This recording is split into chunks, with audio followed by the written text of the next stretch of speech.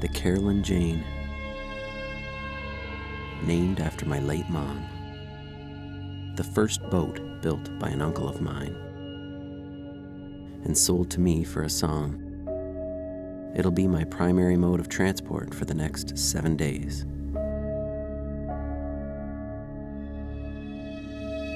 I'm really not sure what's better, the trip itself or the anticipation, the getting ready. Now, I may be going alone, but I'd like you to come along for the ride. This little film is surely for all the canoe heads out there. But of equal importance to me is that it serves as an invitation to those who've yet to experience the magic of a wilderness canoe trip.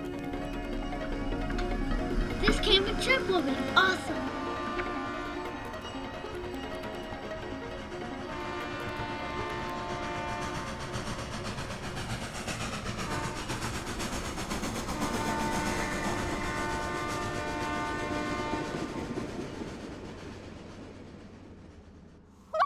Campers, it is 3:45.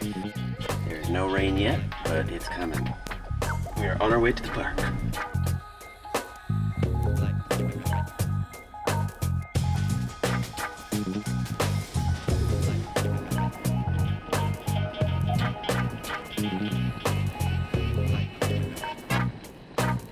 We're in the park.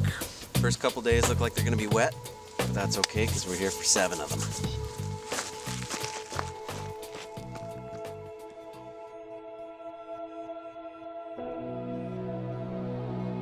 It's hard to put into words the emotions that course through me at the beginning of a trip. Ontario is full of great places to canoe, and I've dipped my paddle in a fair number of them. There may be prettier or more remote parks, but Algonquin holds a special place in my heart.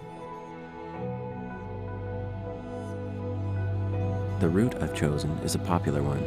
However, come late September, the traffic dims to a trickle. And with a few portages put behind us, we'll find that solitude we're after.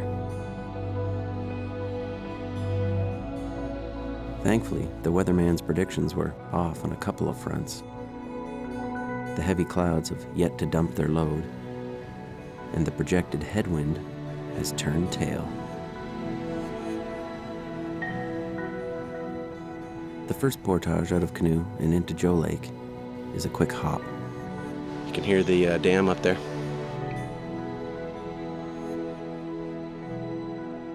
The intensity of the wind is a bit up and down, but always at my back. I take full advantage. My destination for the first 2 nights will be Burnt Island Lake. With a little luck, I'll make camp before the rain starts. Joe Lake and Little Joe Lake pass quickly.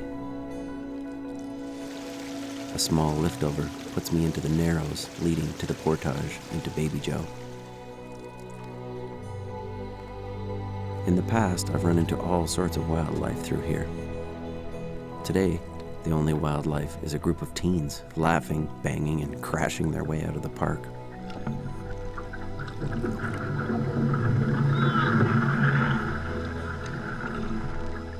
It fills me with hope to see young minds out here. Life-changing experiences. They were for me.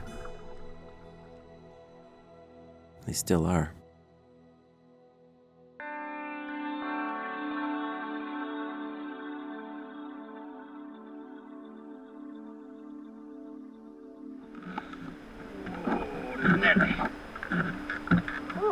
That is some heavy action right there.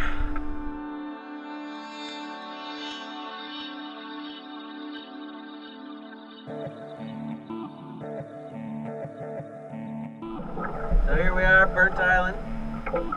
We're heading down this way. Big, big water. So glad I got the wind at my back. Are we camping yet? Whoa, buddy! This is turning into a pleasure cruise. An hour of light paddling sees me to the end of the lake, and I find a nice-looking campsite, one that I've never been to.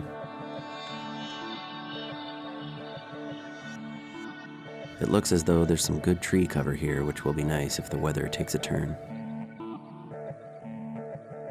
I want to show you a little something that I made for this trip. It is called, this is a registered name, the Toasty Arse 3000. Now let me explain.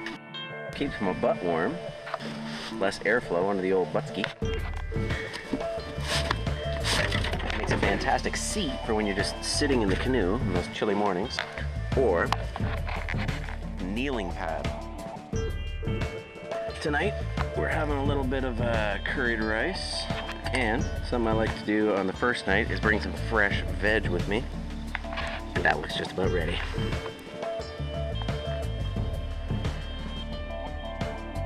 The rain comes as if on cue, right after dinner. It's really, really warm. It feels like it's 20 degrees. I know it's not that warm, but I'm sleeping in my shorts on top of my sleeping bag. Late September, so there you go. But it's going to cool down and get back to normal temperatures, even back down to about 0 a couple of nights, so it'll be chilly.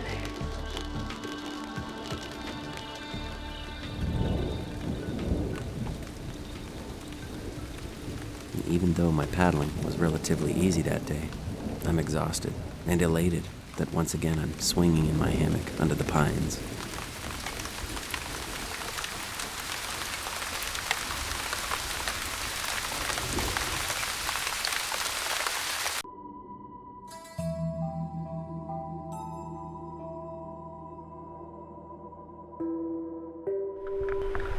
Gonna make a little bit of coffee, have some oatmeal, and then maybe we'll do a little day trip. I get an unexpected treat as a bald eagle is fishing for some breakfast of its own, close to my site. It's only the second time I've ever seen one in Algonquin. I am enjoying some white cheddar toasty meat sticks. And then I'm gonna top it all off with an apple. I'm all set up to go for a nice little day rip around Burnt Island, check some stuff out. I want to go over there and where that bald eagle was.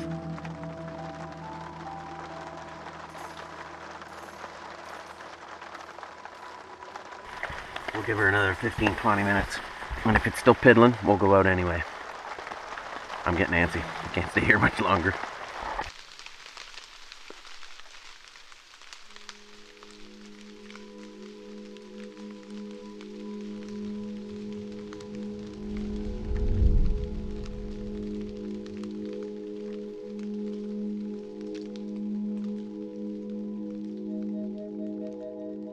There really is only one thing to do when it rains.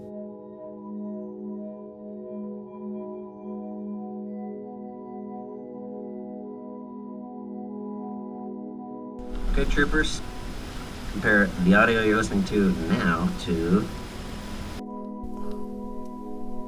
How about that? How you like that windsock right there? Alright. That should sound a whole lot better.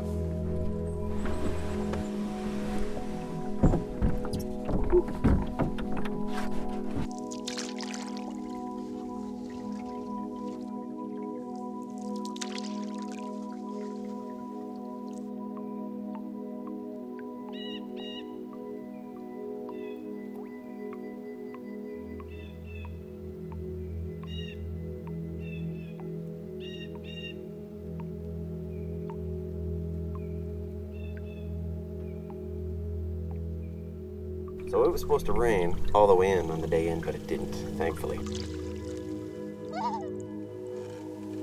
It did rain like crazy last night. They said 30 to 40 mil.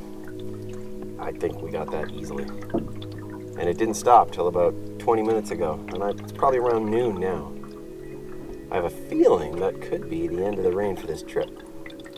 Maybe wishful thinking. Maybe not.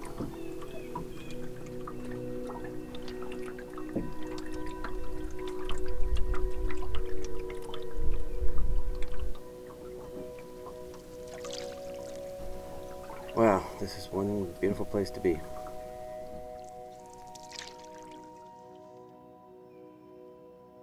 In the spring, 15 years ago, in this very spot, I spirited my girlfriend away from the large group we were camping with for a frosty, late-night star cruise on the water.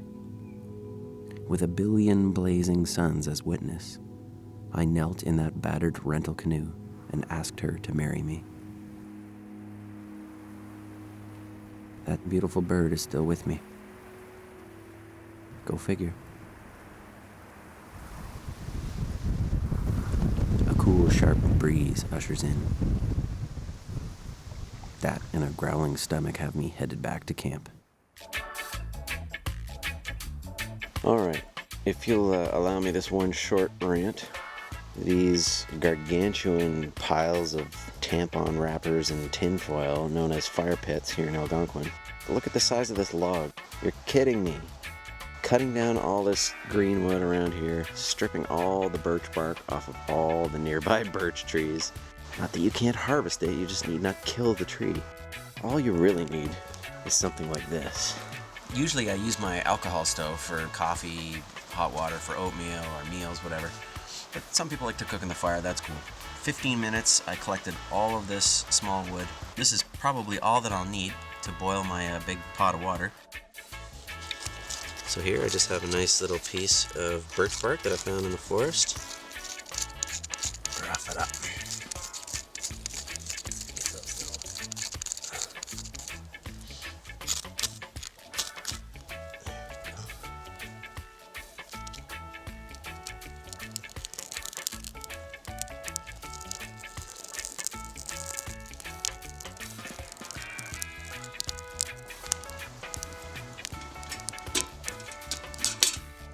And that's all you need, right there. That little bugger is hot already.